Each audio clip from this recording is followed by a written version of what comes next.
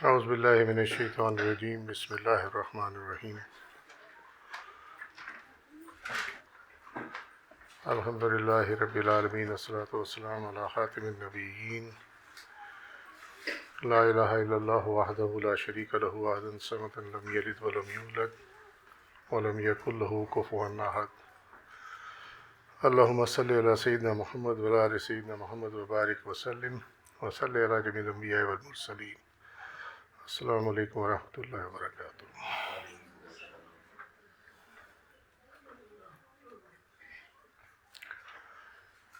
6 کلموں کے سبجیکٹ پہ ہم کل مضامین تک پہنچے تھے اور 4 کلموں کے مضامین کر لیے تھے ہم نے، اور اب ہے 5واں کلمہ۔ اس کا مضمون استغفار ہے، جو کہ اس کے نام میں بھی ہے، اور اس کے اندر اپنی عاجزی، اللہ کی صفات اور توفیق باللہ کا اقرار ہے اس کے اندر۔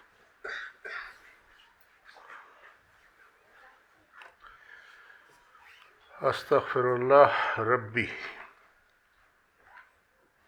ماشاءاللہ مطلب تو سارے ہی جانتے ہیں، ربی میرے رب۔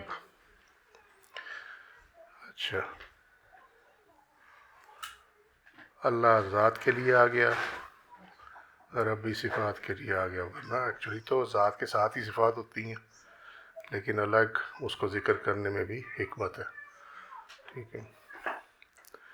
تو جو بھی عبادت کے حوالے سے ہوئے، اللہ تعالیٰ کی صفات کو پہچاننے نہ پہچاننے کے حوالے سے ہوئے، واٹ ایور، ناشکری، یہ وہ سب کچھ، ہر چیز، معصیت، نافرمانی، وہ تمام اس کے اندر آ جاتی ہے۔ اور اسی کا ذکر آگے ہے، من کل ذنب اذنبتہ، تمام گناہوں سے جو میں نے کیے، عمدن او خطان، جان بوجھ کر یا غلطی سے، سرن پوشیدہ چھپ کر، اور علانیہ یا سر عام، ٹھیک ہے، اعلانیہ طور پر کہ دوسرے بھی میرے اس گناہ کو جانتے ہیں۔ جو گناہ کمرہ بند کر کے کی جائے یا کسی ایسی جگہ کی جائے جہاں کوئی اور نہیں دیکھ رہا، وہ سرن میں آئے گا، اور جہاں دوسرے لوگ بھی دیکھ رہے ہیں، تو ساتھ اور بھی موجود ہیں، وہ علانیہ میں آئے گا، ٹھیک ہے۔ وَأَتُوبُ إِلَيْهِ، اور تیری طرف رجوع کرتا ہوں، من الذنب الذی أعلم، من الذنب الذی أعلم، ان گناہوں سے جن کو میں جانتا ہوں کہ یہ گناہ ہے، ٹھیک ہے۔ وَمِن الذنب الذی لا أعلم، اور ایسے گناہوں کو جن کو میں بطور گناہ نہیں جانتا کہ یہ بھی گناہ ہے، ٹھیک ہے۔ اِنَّکَ أَنْتَ عَلَّامُ الْغُیُوبِ، اِنَّکَ، بے شک تو، انت، یہ ریٹریشن ہے، ٹھیک ہے، معنی ایک ہی آئے گا، بے شک تو علام الغیوب، غیب کو جاننے والا ہے، ستار العیوب، عیبوں پر پردہ ڈالنے والا، وغفار الذنوب، معاف کرنے والا۔ سو اس میں اللہ تعالیٰ کی جو صفات ہے اس کا بھی اقرار آ گیا، ٹھیک ہے۔ یہاں اس حصے میں جو ہے وہ یہ بھی آ گیا کہ میں عاجز ہوں، ٹھیک ہے، اور یہاں پہ اس پورے حصے کے اندر جو ہے وہ درخواست بھی آ گئی گناہوں سے معافی مانگنے کی۔ ولا حول ولا قوت الا باللہ العلی العظیم، ٹھیک ہے، یہ اللہ کے اختیار کا اقرار ہے، اور اپنی عاجزی کا جو ہے وہ بھی اقرار ہے، اظہار ہے اس کا۔ اب یہاں صفات کے ساتھ جو پکارنا ہے اس کے لیے یہ آیت ہے، قُلِ ادْعُوا اللَّهَ أَوِ ادْعُوا الرَّحْمَٰنَ، کہ یا تم اللہ کو پکارو یا رحمان کو، أَيَّمَّا تَدْعُوا فَلَهُ الْأَسْمَاءُ الْحُسْنَىٰ، تو جو بھی کہہ کر پکارو سب بھی اس کے اچھے نام ہیں، خوبصورت نام ہے، رحمان بھی اسی کا نام ہے، اللہ بھی اسی کا نام ہے۔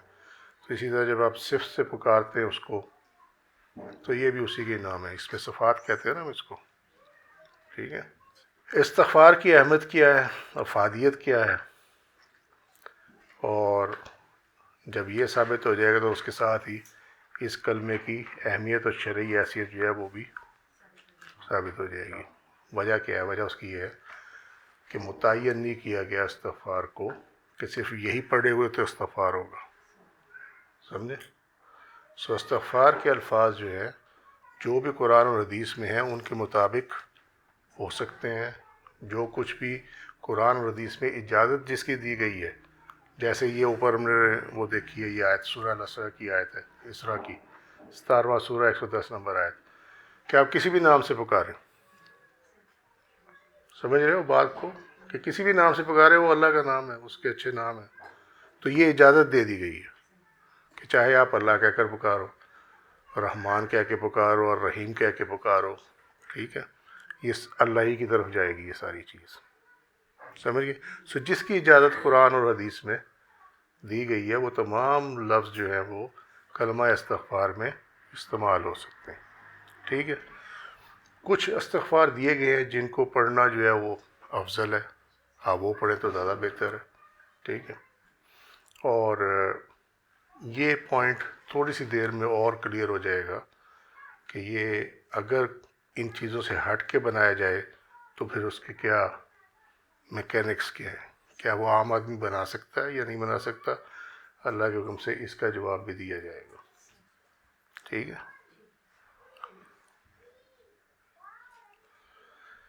اب اس کی اہمیت کیا ہے؟ وما کان اللہ معذبہم وہم یستغفرون، سورہ الانفال 8واں سورہ 33ویں آیت، وما کان اللہ معذبہم، اللہ تعالیٰ ان کو عذاب نہیں دے گا، وہم یستغفرون، جب تک وہ استغفار کرتے رہیں گے، تو لہذا اللہ کے عذاب سے بچنا ہے۔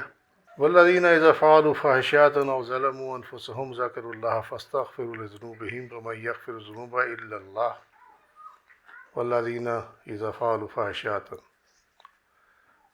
اور وہ لوگ جب کوئی فحش فعل کر لیتے ہیں، ٹھیک ہے، فحاشی والا کام کر لیتے ہیں، او ظلموا انفسهم، یا اپنے آپ پر ظلم کر بیٹھتے ہیں، ذکر اللہ، اللہ کو یاد کرتے ہیں، فاستغفروا لذنوبہم، اور اللہ تعالیٰ سے اپنے گناہوں کی معافی مانگتے ہیں، ٹھیک ہے، وَمَن یغفر الذنوب الا اللہ، اور اللہ کے سوا گناہوں کو کون معاف کر سکتا ہے، ٹھیک ہے۔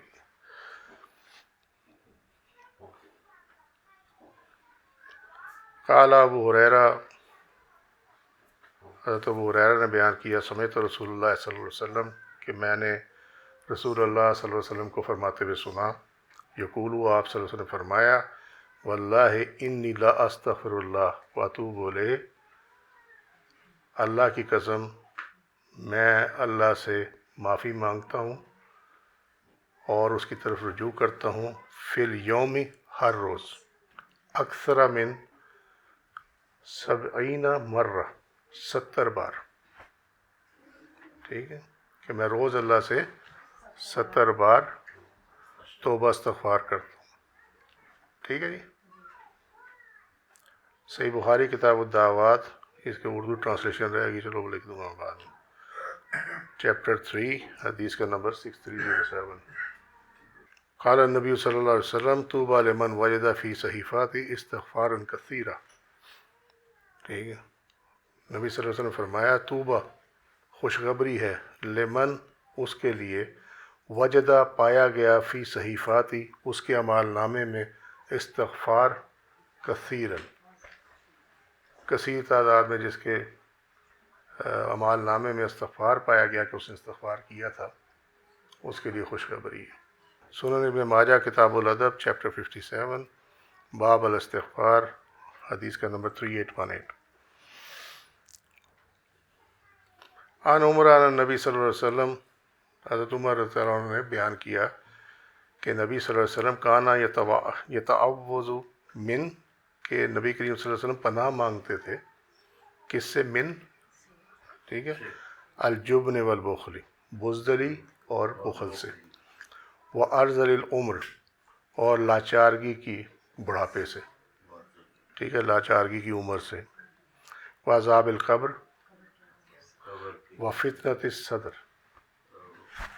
سینے کے فتنہ سے۔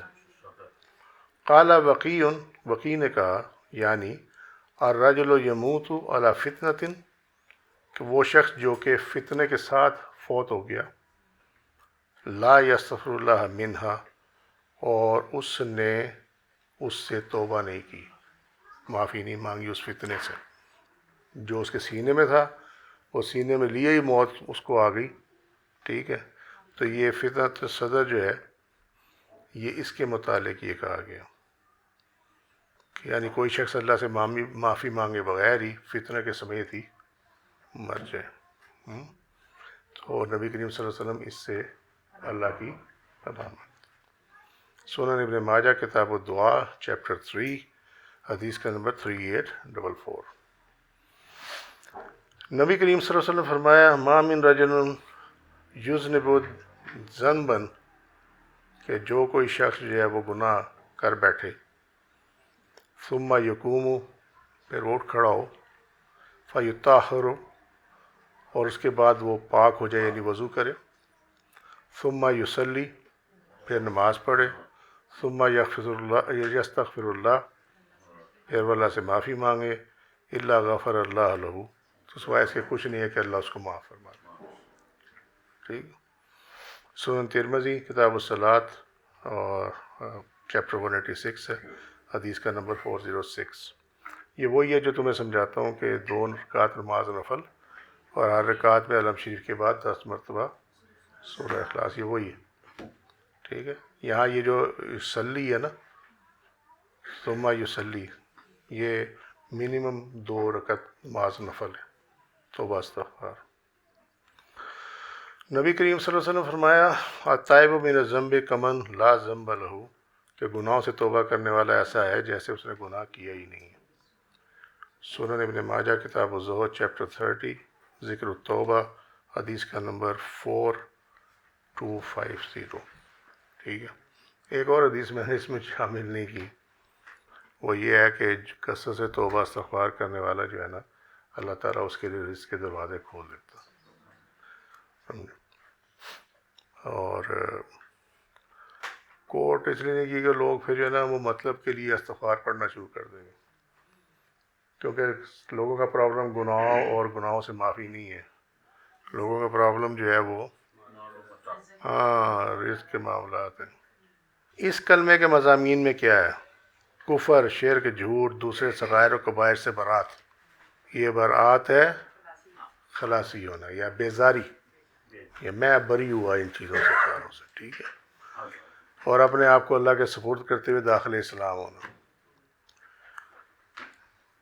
فردر کیا ہے اس میں؟ جان بوجھ کے شرک کرنے سے اللہ کی پناہ مانگنا، ماضی میں غیر ارادی طور پر لا علمی میں شرک کا ارتکاب کرنے پر بخشش طلب کرنا، یہ بھی اس میں شامل ہے۔ اس میں کوئی غیر شرعی چیز تو نہیں ہے؟ اچھا جی، یہ حصہ جو ہے اللہم انی اعوذ بک من ان اشرک بک شیئا وانا اعلم بہ واستغفرک لما لا اعلم بہ تبت عنہ، یہ حصہ اللہم انی اعوذ بک، اے اللہ میں تیری پناہ مانگتا ہوں، من کس سے، مطلب سے، ان اشرک بک شیئا،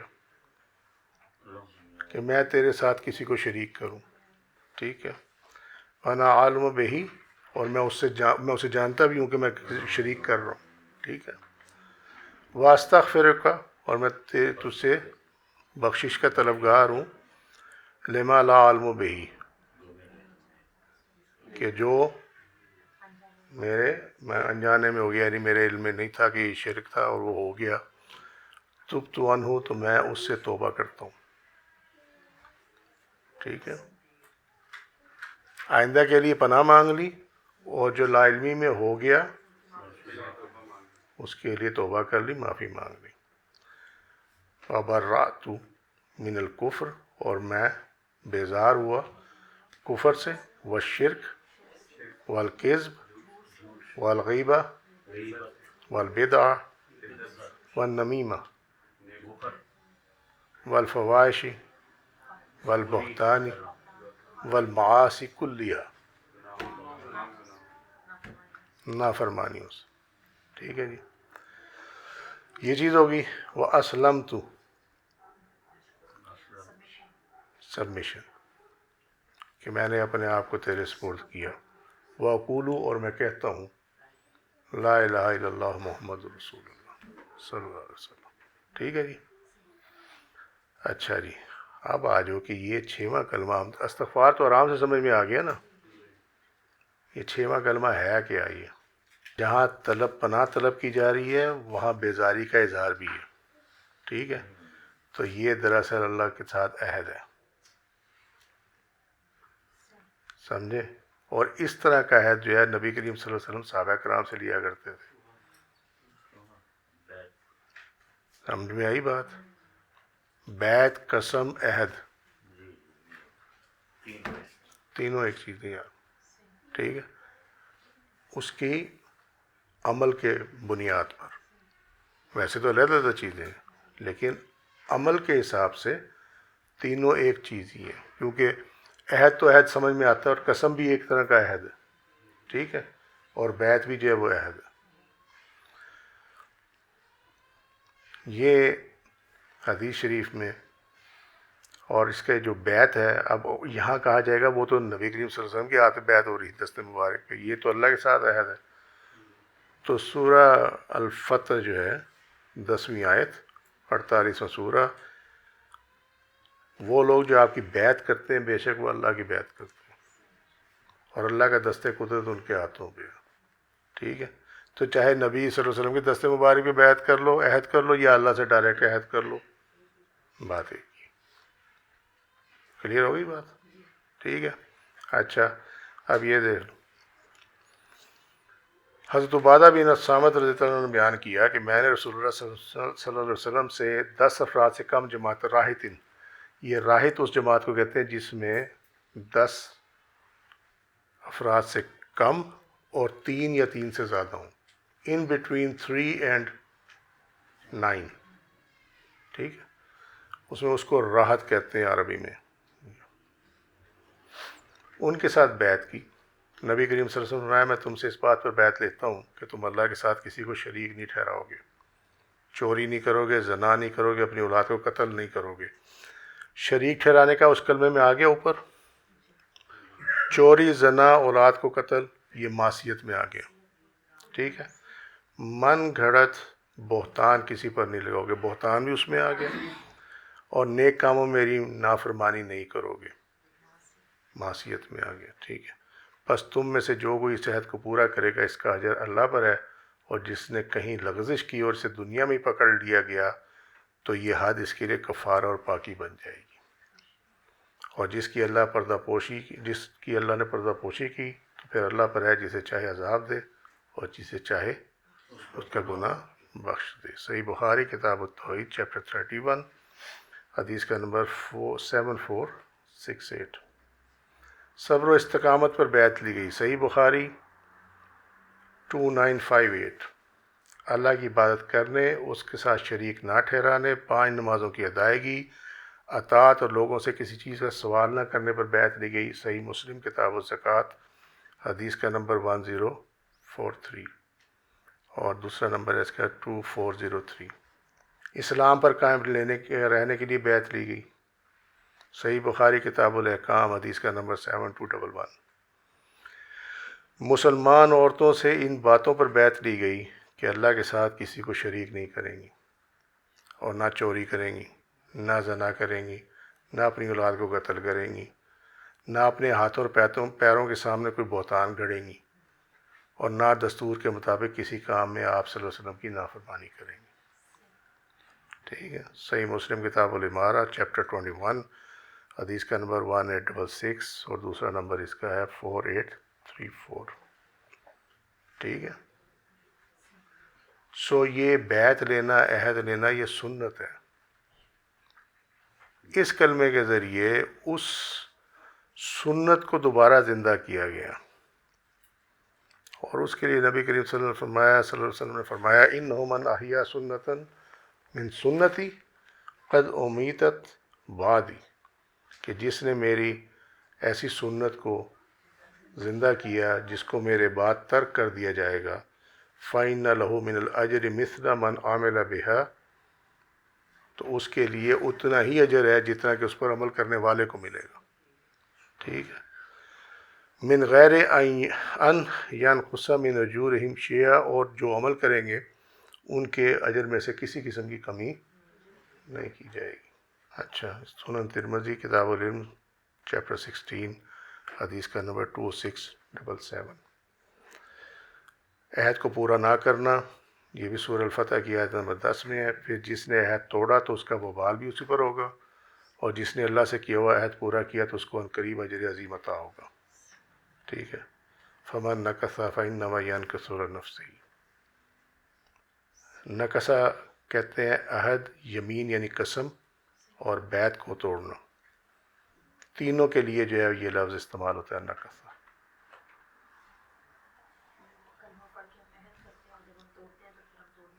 ہاں، اب آ جاؤ.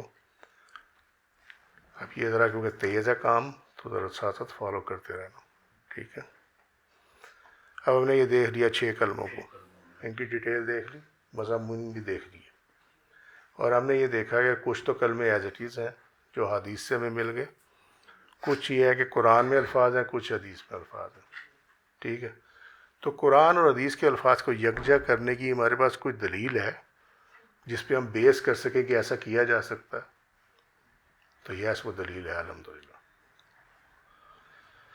وہ یہ ہے، ام المؤمنین حضرت عائشہ رضی اللہ عنہ نے بیان کیا کہ رسول اللہ صلی اللہ علیہ وسلم جب رات کے وقت یعنی نماز تہجد کے لیے اٹھتے تھے تو ان الفاظ سے شروع کرتے تھے: اللہم رب جبرائیل و میکائیل و اسرافیل فاطر السماوات والارض عالم الغیب والشہادات انت تحکم بین عبادک فیما کانوا فیہ یختلفون اہدنی لما اختلف فیہ من الحق باذنک انک تہدی من تشاء الی صراط مستقیم. ٹھیک ہے. کہ اے اللہ، جبریل، میکائیل اور اسرافیل کے رب، تمام آسمان و زمین کے بنانے والے، پوشیدہ اور ظاہر کو جاننے والے، تو اپنے بندوں کے درمیان ان امور کا فیصلہ فرماتا ہے جن میں وہ اختلاف کرتے ہیں. میری رہنمائی فرما اپنے حکم کی طرف ان اختلافات کی بابت جن میں یہ حق سے متعلق اختلاف کرتے ہیں. بے شک تو جسے چاہتا ہے صراط مستقیم کی جانب ہدایت عطا فرماتا ہے. صحیح مسلم کتاب صلاۃ المسافرین و کثرہا چیپٹر 26 حدیث کا نمبر ہے 770 اور دوسرا نمبر اس کا 1694. Now coming back to this, میں جلدی میں یہ انٹر نہیں کر سکا، اس میں لکھ نہیں سکا، لیکن میں تمہیں زبانی تھوڑا تھوڑا بتا دیتا ہوں. ٹھیک ہے.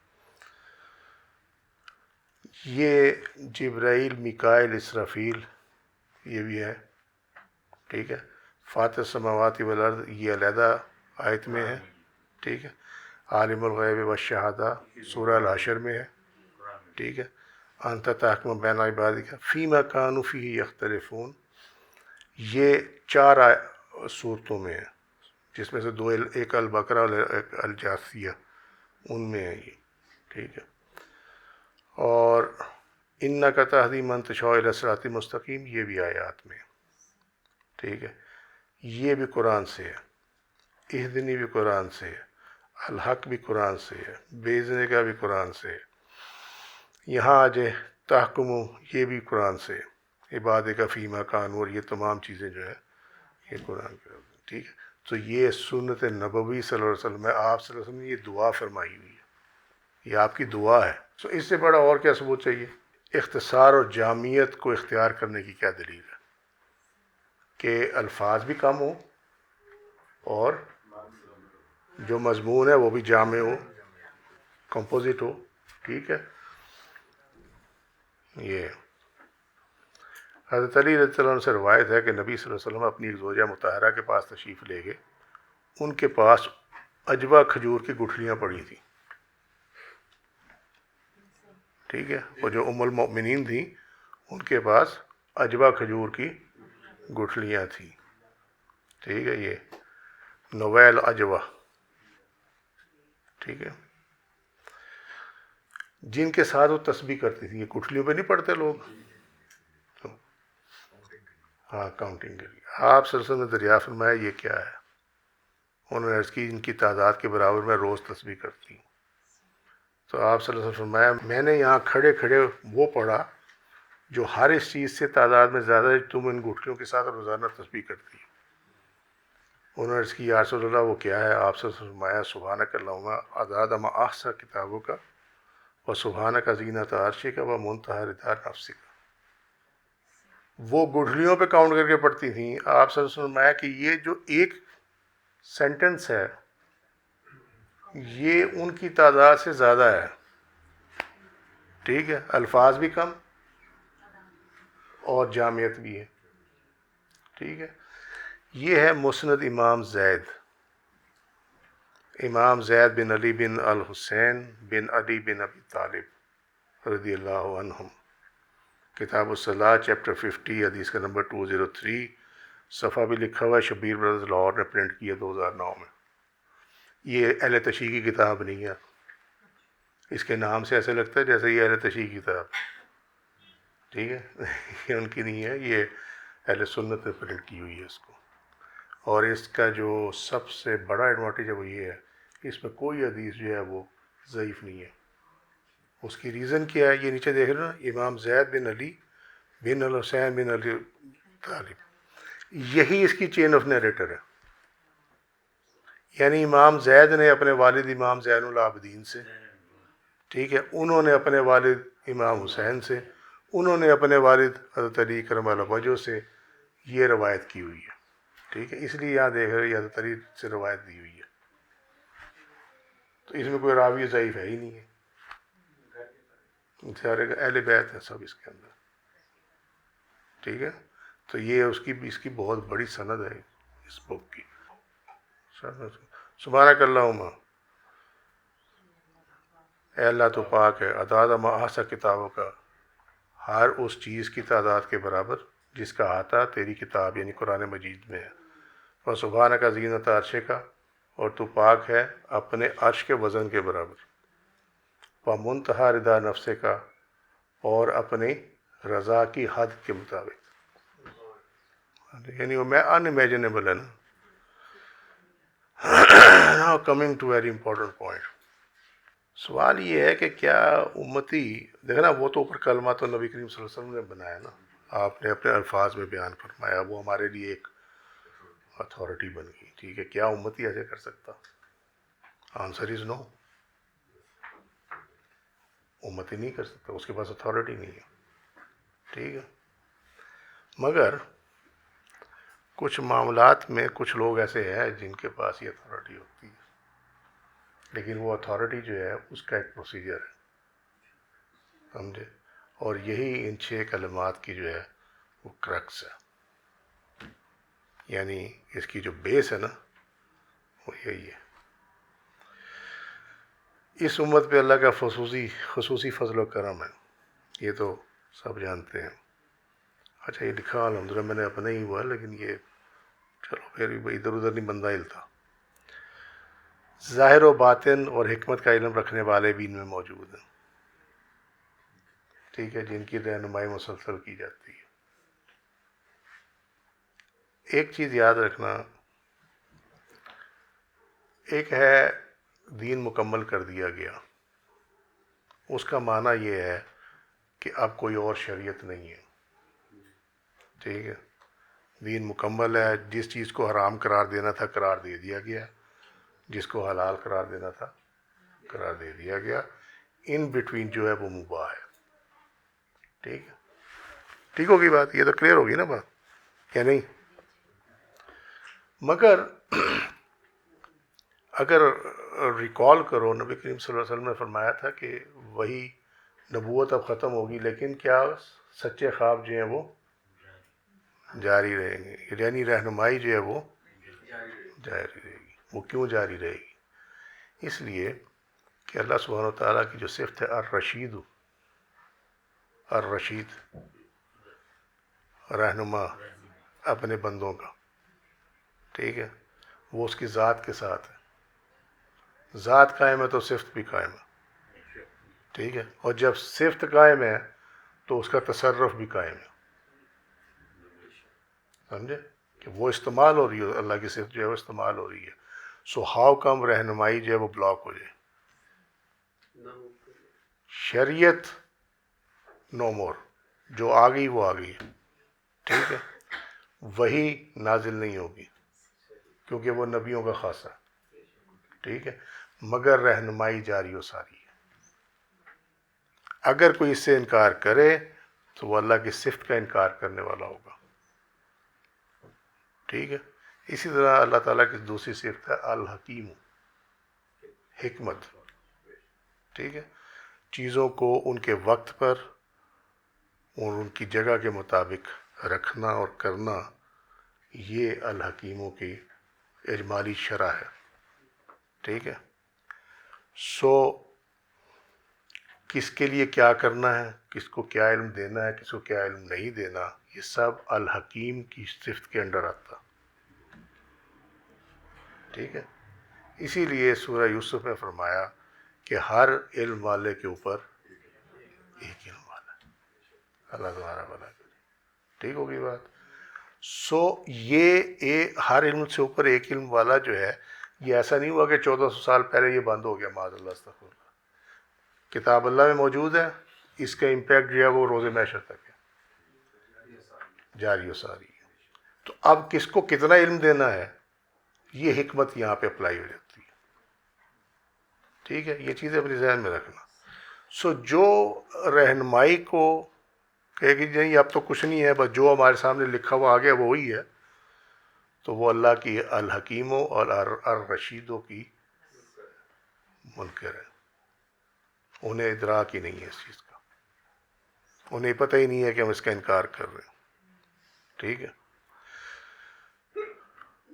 نبی کریم صلی اللہ علیہ وسلم نے فرمایا وَإِنَّ الْعُلَمَاءَ وَرَثَةُ الْأَنْبِيَاءِ، اور علماء انبیاء کے وارث ہیں۔ اس پہ تمہیں میں بڑی دفعہ سناتا ہوں، اور اب کا نہیں، کئی سالوں سے سنا رہا ہوں، ٹھیک ہے۔ آج میرا اعتبار نہ کرو، اور تمہیں دیکھ کے حیرانی ہوگی اگر غور کرو گے کہ الحمدللہ یہ وہی چیز ہے جو ہم تمہیں بغیر پڑھے بتا رہے تھے۔ حضرت شیخ محی الدین ابن العربی رحمۃ اللہ فرماتے ہیں صحیح وراثت وہی ہوتی ہے جو تمام رخوں سے ہو، کسی ایک رخ سے نہیں، یعنی فرام آل ڈائمینشنز ہونی چاہیے، کسی ایک پرٹیکولر ڈائمینشن میں نہیں ہونی چاہیے۔ چنانچہ اس حدیث میں لفظ علماء کا اصل مسمى اولیاء اللہ اور اہل کشف و شہود ہی ہیں۔ اور میں کہتا تھا یہ وہ علم وہ والے علماء نہیں ہیں، یہ سارے علم خوش ہوئے پھرتے ہیں، وہ جی ہم نبیوں کے وارث ہیں، انبیاء کے وارث ہیں، وہ یہ کوئی وارث نہیں ہے، اصل وارث یہ ہیں، کیونکہ وہ کیا کہہ رہے ہیں تمام رخ سے ہو۔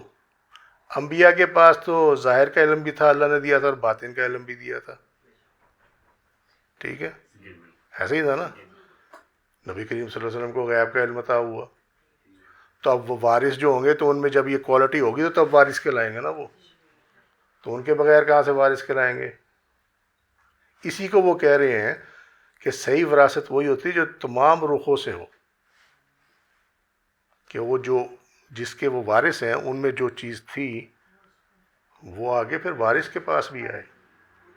اب وہ جو وارث بنا پھر رہا ہے وہ کہتا ہے جی میرے پاس شریعت کا علم تو ہے، تو اسے وہ یار وہ پھر باطن کا کیا بنے گا، ہم باطن کو مانتے نہیں ہیں، تو پھر یہ کائے کے وارث ہوئے،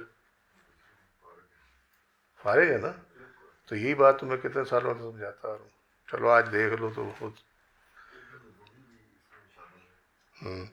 یہی وہ لوگ ہیں جنہوں نے رب تعالیٰ سے بغیر کسی واسطے کے خاص علم حاصل کیا، جسے علم لدنی کہتے ہیں، اور یہی وہ لوگ ہیں جو وراثت انبیاء کے اصل حقدار ہیں۔ یہ اپنے رب کی طرف سے اسی بصیرت پہ ہیں جن پر رسول اللہ صلی اللہ علیہ وسلم یا اصحاب رسول رضی اللہ عنہم تھے۔ اللہ تعالیٰ کا فرمان ہے قُلْ هَٰذِهِ سَبِيلِي أَدْعُو إِلَى اللَّهِ عَلَىٰ بَصِيرَةٍ أَنَا وَمَنِ اتَّبَعَنِي، سورہ یوسف 108 نمبر آیت۔ کہہ دیجیے یہ میرا راستہ ہے کہ اللہ کی طرف آنے کی دعوت دیتا ہوں، میں بصیرت پہ ہوں، اور جو میری اتباع کرتے ہیں وہ بھی بصیرت پہ ہیں، ٹھیک ہے۔ اور وہ کہتے ہیں ابن العربی کی فرماتے ہیں کہ اس آیت میں اللہ تعالیٰ نے بصیرت کو صرف اپنے آخری رسول صلی اللہ علیہ وسلم تک محدود نہیں رکھا، بلکہ آپ صلی اللہ علیہ وسلم کے سچے پیروکاروں کو بھی شامل کیا ہے۔ یہ لوگ اپنے رب کی طرف سے واضح دلیل پر ہوتے ہیں، ویسے ہی جیسے کہ انبیاء اور رسول علیہ السلام اپنے رب کی طرف سے واضح دلیل پر ہوتے ہیں۔ یہ نبی تو نہیں، مگر انہی کے بارے میں کہا جاتا ہے کہ میری امت کے اولیاء نبی بنی اسرائیل کے انبیاء جیسے ہوں گے۔ یہ بھی تمہیں یہی کہتا تھا نا میں۔ یہ لوگ یعنی اہل اللہ شریعت کو تقلید سے نہیں بلکہ اللہ کی طرف سے دیے گئے خاص علم سے جانتے ہیں۔ ٹھیک ہے۔ مشکات الانوار فیما رویہ عن اللہ من الاخبار، یہ ابن العربی رحمۃ اللہ علیہ کی ہے۔ یہاں اس کا ترجمہ ہوا ہے 101 احادیث قدسی کے نام سے۔ اور اس کتاب کی جو پیکولیرٹی ہے یعنی خاصیت ہے وہ یہ ہے کہ یہ ابن العربی رحمۃ اللہ علیہ نے جو اس میں احادیث 101 بیان کی ہے نا، وہ کسی مجموعہ حدیث سے نہیں بیان کی ہوئی۔ ہاں، وہ انہیں جو عالم مکاشفہ میں جو ان کی ملاقات ہوئی وہاں سے جو انہیں حدیث ملی ہے انہوں نے وہ کوٹ کی ہوئی۔ ٹھیک ہے، ہاں تو ایسے ہی ہوتا ہے۔ تو اللہ تعالیٰ کیا فرمایا، تمہیں کہتا ہے میں کتنے سے کہہ رہا ہوں کہ اس آیت کو کبھی نہ بھولنا کہ اللہ نے فرمایا کہ نابینا اور بینا برابر نہیں ہو سکتے۔ جن کو علم دیا گیا اور جن کے پاس علم نہیں ہے وہ برابر نہیں ہو سکتے، اندھیرا اجالا برابر نہیں ہو سکتا، یہی ہے نا۔ بس یہ وہی چیز ہے۔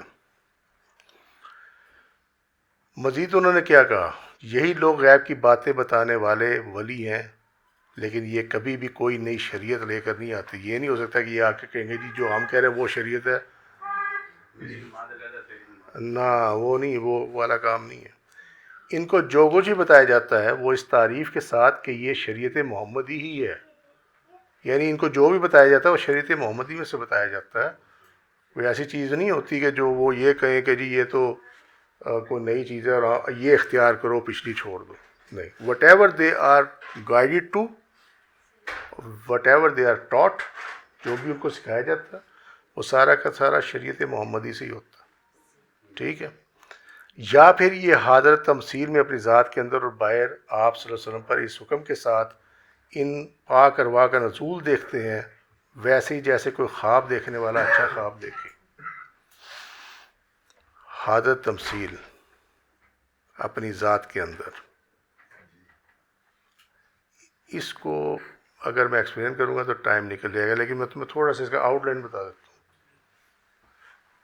کہ اپنے اندر یعنی ان کو یہ نہیں ڈھونڈنا پڑتا کہ ہم فلانی جگہ جا کے بیٹھے تو یہ ہو جائے گا تو وہ ہو جائے گا فلانی جگہ، نہیں۔ اللہ تعالیٰ ان کے اپنے اندر ہی ان کو ان دو آنکھوں سے دکھاتا ہے، ٹھیک ہے، کہ ہو کیا رہا ہے۔ ہاں جاگتی حالت۔ اور وہ کہہ رہے ہیں کہ اس حکم کا یعنی جو کوئی پرٹیکولر حکم ہے شریعت کا، کوئی بھی حکم لے لیں تو اس کا نزول جو ہے وہ جیسے ہوا اور جو کچھ ہوا وہ اللہ کے حکم سے ان کو دکھایا جاتا ہے۔ ان سے زیادہ پیور جو ہے وہ شریعت کس کے پاس ہوگی، سمجھ گئے؟ اور ویسے ہی جیسے کوئی خواب دیکھنے والا اچھا خواب دیکھے اسی طرح ہی ہوتا ہے، جیسے آپ بڑا کلیئرٹی کے ساتھ خواب دیکھتے ہیں نا، یہ ویسے ہی ہوتا ہے۔ ہاں ولی نبی کے ساتھ ان تین باتوں میں مشترک ہوتا ہے، یعنی یہ تین باتیں ایسی ہیں جو کہ نبی کے پاس بھی ہوتی ہیں اور اللہ کے حکم سے ولی کے پاس بھی ہوتی ہیں۔ نمبر ایک، جو باتیں عوام کو صرف خواب میں ہی پتہ چلتی ہیں وہ انہیں حالت بیداری میں بھی پتہ چل جاتی ہیں۔ ٹھیک ہے، عام بندہ جسی کو خواب کے علاوہ نہیں دیکھ سکتا، اللہ کے حکم سے یہ اس کو جاگتے ہوئے بھی دیکھ لیتے ہیں۔ ٹھیک ہے، اور وہ کہتے ہیں کہ ہمارے اہل طریق نے اولیاء کے لیے یہ مقام ثابت کیا ہے۔ نمبر دو، محض توجہ سے کوئی کام کرنا۔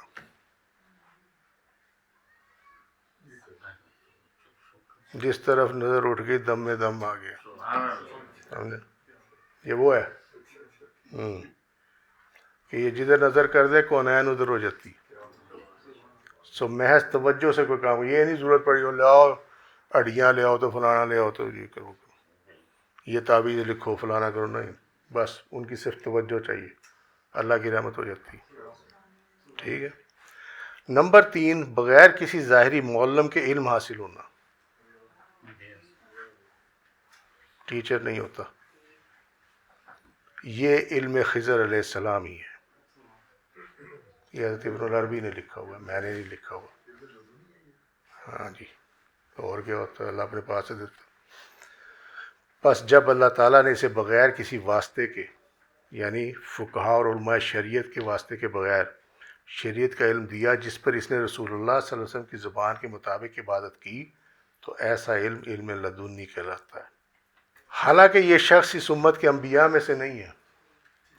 اولیاء میں نبی کا وارث اسی خاص حالت پر ہوتا ہے، یعنی کہ وہ ایک فرشتے کو یہ علم حقیقت رسول اللہ پر القاء کرتے دیکھتا ہے کہ کیسے نبی کریم صلی اللہ علیہ وسلم کو یہ علم جو ہے وہ عطا کیا گیا.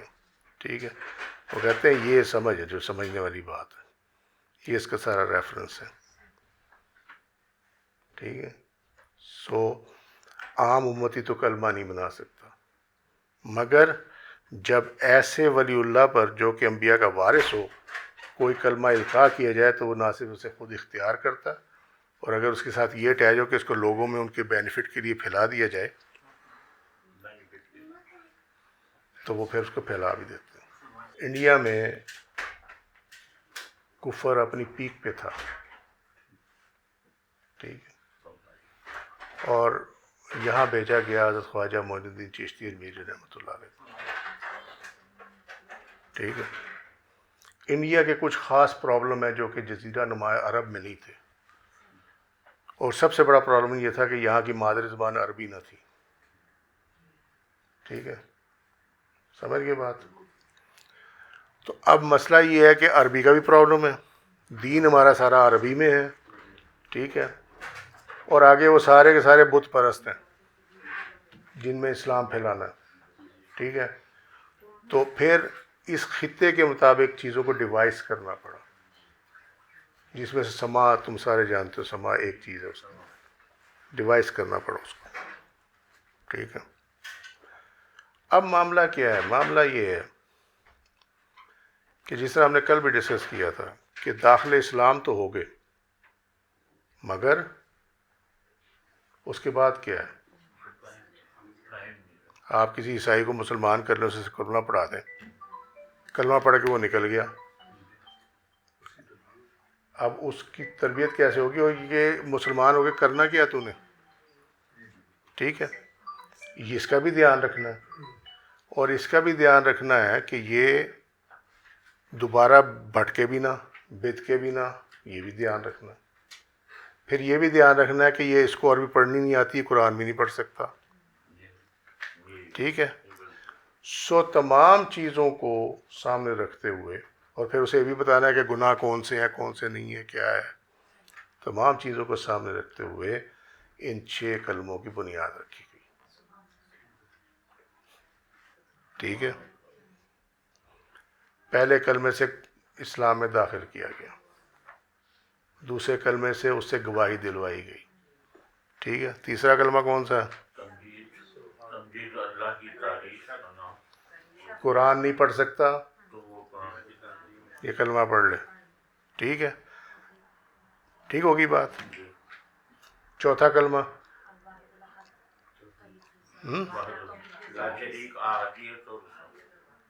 آ گئی، توحید کی بیان آ گیا، مگر ساتھ ہی کیا کیا کہ شیطان سے اس کی پروٹیکشن ہو گئی. شیطان سے پروٹیکشن ہے چوتھے کلمے میں، اس کے درجات بھی بلند ہوں گے. جو پیچھے وہ گناہ کر آیا ہے وہ بھی ختم ہو جائیں گے. تو وہ چاروں طرف سے سیکیور ہو گیا چوتھے کلمے میں. ٹھیک ہے، پانچویں کلمے میں یہ ہے کہ اسے کہہ دیا کہ تو علانیہ معافی مانگ لے، اگر پچھلوں کی بھی مانگ لے، اور اگر شیطان کے بہکاوے میں تو پھر بھی آ گیا تو استغفار کو پکڑ لے، اللہ تجھے معاف کر دے گا، تو پھر رستے پہ چل پڑے گا. ٹھیک ہے، اور 6واں جو ہے وہ یہ ہے کہ اگر تجھ سے عہد، جب تو اسلام میں داخل ہوا تو تجھ سے عہد لے لیا گیا، اللہ سے تو نے عہد کر لیا، میں شرک نہیں کروں گا، میں یہ فلانے گناہ، یہ نافرمانی نہیں کروں گا، یہ ساری چیزیں ہوگی. اور اگر تجھ سے ہو جائے تو تجھے 6واں کلمہ یاد ہے تو دوبارہ پڑھ لے، تیرا عہد رینیو ہو جائے گا. آپ سمجھ میں آئے اس کی سگنیفیکنس؟ ٹھیک ہے، اور یہ بنانے والے جو ہیں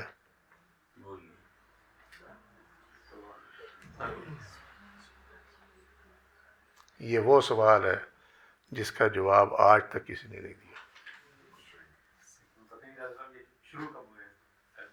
وہ لکھتے ہیں کہ کوئی پتہ نہیں کس نے شروع کی. کیوں نہیں پتہ ہوتا؟ میں ہوتا ہے. اس کی وجہ ہے کہ جتنے یہ جواب دینے والے ہیں کہ معلوم نہیں ہے اور اس کی شرعی حیثیت نہیں ہے. ایکچولی وہ سارے کے سارے لکھی ہوئی جو احادیث میں اور قرآن میں جو ہے وہ اسی کو فالو کرتے ہیں. ان کا علم جو ہے نا بس وہیں پہ ہے، اس کے باہر اس کا علم نہیں ہے ان لوگوں کے پاس. اس کا جواب وہی دے گا جو اس میں ہو. سمجھے؟ واللہ عالم بالصواب. ٹھیک ہوگی جی بات. اب یہ ہے کہ جو خواجہ غریب نواز رحمۃ اللہ علیہ پہ جو القاء کیا گیا علم لدنی کے ذریعے، ٹھیک ہے، اس نے جڑ پکڑ لی. اور یہ ان 6 کلموں کا ثمر ہے کہ آج ہم تم اور یہ جتنے منکر بھی ہیں یہ مسلمان ہیں. کیونکہ اگر یہ صرف پہلا کلمے کے بعد ان کو چھوڑ دیا جاتا تو وہ مڑ کے جو ہے نا پھر دوبارہ کفر میں نکل جاتا. سمجھے یا نہیں سمجھے؟ تم کسی سے اٹھا کے پوچھ لو، وہ کہیں گے یہ 6 کلموں کا نہیں پتہ یہ کہاں سے آئے. میں نے کل بھی کہا تھا ثبوت نہ مانگنا. ٹھیک ہے. سو اب جب کلمے القاء کیے گئے ہیں اپنے ولی پہ تو مجھے یہ بتاؤ وہ بدعت دلالہ کہاں سے ہو سکتی ہے؟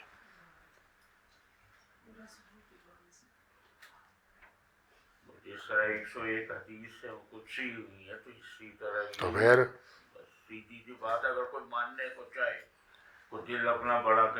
اب آ جاؤ کہ بدعت دلالہ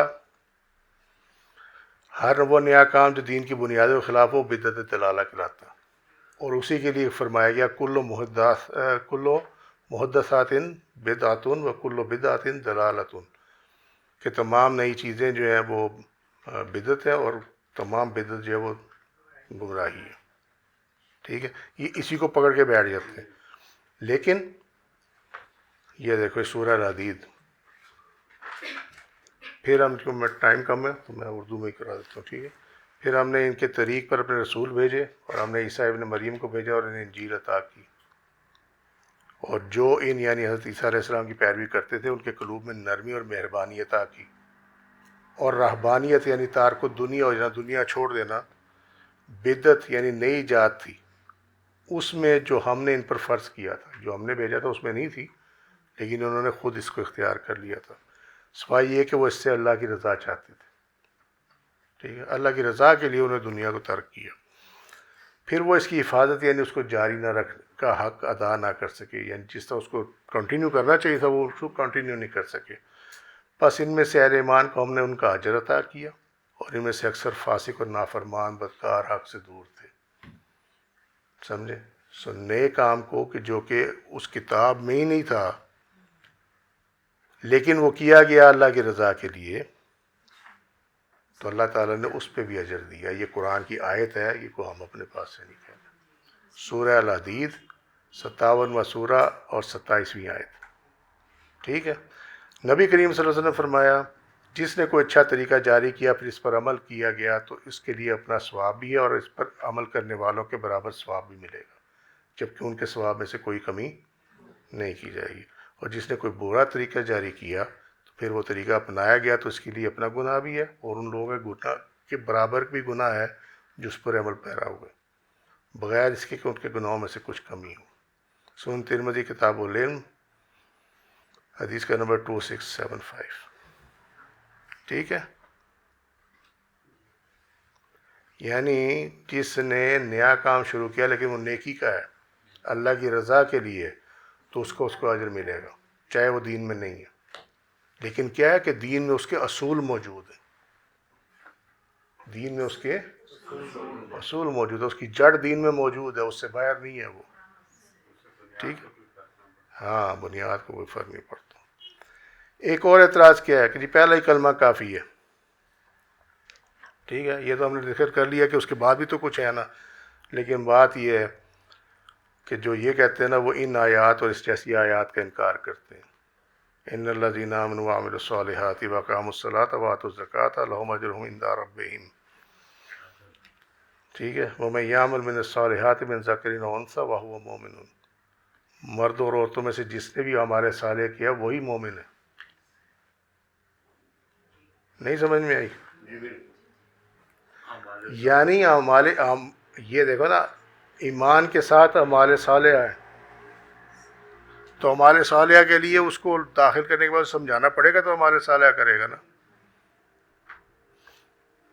یہ بھی اس طرح کی آیت المائدہ کی، اس کے لیے دیکھ لینا۔ اب آ جاؤ کہ اس کو شرعی تحفظ حاصل ہے یا نہیں ہے 6 کلموں کو۔ حضرت ابن مسعود رضی اللہ عنہ نے فرمایا، اللہ تعالیٰ نے بندوں کے قلوب کی طرف توجہ فرمائی، نظر اٹھائی، توجہ فرمائی، انظر ہے یہاں پہ لفظ، ٹھیک ہے، اور یہ نظر، ثم نظر، ان اللہ نظر،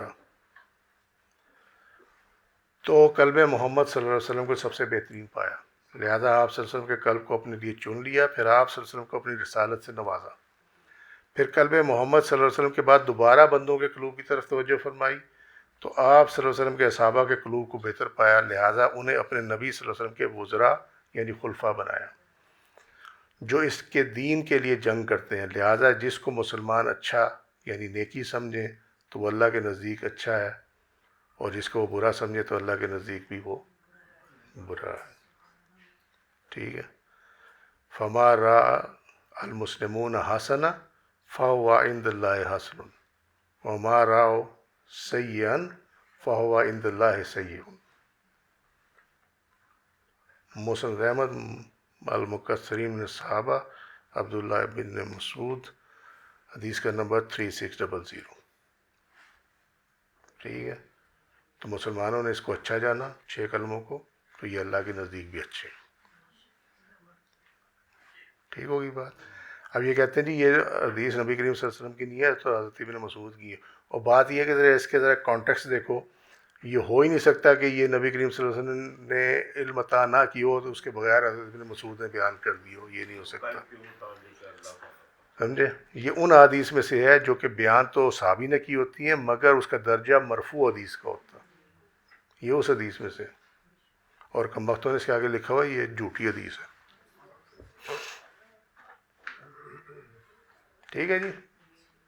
6 کلموں کے الفاظ مضامین ماخذ قرآن اور حدیث سے ہی ہیں، جن میں ایمان و اعمال سے رشتہ لزوم ہے، پڑھنا ایمان لانے کے وقت، اور بعض باعث رحمت و برکت ہے، ان کو ترک کرنا رحمت اور برکت کے ایک آسان ذریعے کو ترک کرنا ہے، ٹھیک ہوگی بات۔ آج کے لیے اتنا ہی، وما علینا الا البلاغ واللہ رسولہ اعلم بالصواب، سبحانک اللہم وبحمدک، اشہد ان لا الہ الا انت استغفرک واتوب الیک، عملت سوءا وظلمت نفسی فاغفر لی فانہ لا یغفر الذنوب الا انت، سبحان ربک رب العزۃ عما یصفون وسلام علی المرسلین والحمد للہ رب العالمین۔ السلام علیکم ورحمۃ اللہ وبرکاتہ۔